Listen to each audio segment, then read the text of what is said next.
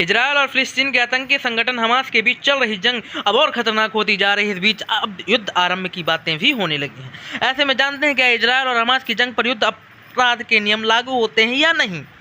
आसमान से गिरते बम, जमीन पर चलती गोली और जंग में पिसते आम लोग, हमेशा यही होता है और इजरायल और हमास की जंग में भी यही हो रहा है। फिलिस्तीन के आतंकी संगठन हमास ने 7 अक्टूबर को इजरायल पर 5000 रॉकेट दागे, फिर जमीन, समंदर और आसमान से इजरायल में घुसपैठ कर दी।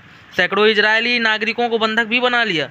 इजरायल पर 50 साल के इतिहास में ये अब तक का सबसे पहला घातक हमला है। इस बीच Israel defence force IDF social media पर हमलों से जुड़ी तस्वीर साझा कर रहा है।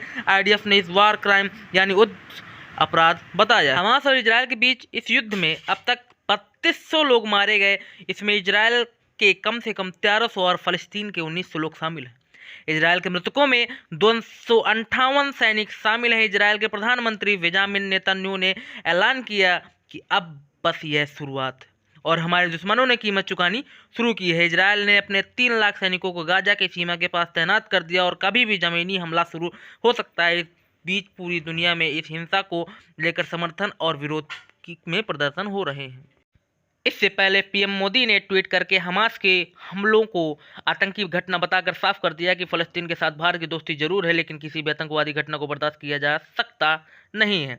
हालांकि भारत अभी भी इजरायल और फ़लस्तीन 2 देश बनाए जाने के प्रस्ताव पर अभी भी कायम है। इस बीच रमल्ला स्थित फ़लस्तीनी स्वास्थ्य मंत्रालय ने कहा कि वेस्ट बैंक में इजरायलियों के साथ झड़पों में कम से कम 14 फ़लस्तीनी मारे गए। फ़लस्तीनी सुरक्षा सूत्रों ने शुक्रवार के सिन्हुआ समाचार एजेंसी को बताया कि फ़लस्तीनी इस्लामी प्रतिरोध आंदोलन हमास और इजरायल के बीच हिंसा के नए दौर के 7वें दिन नबलस, तुकर्म, हेब्रोन और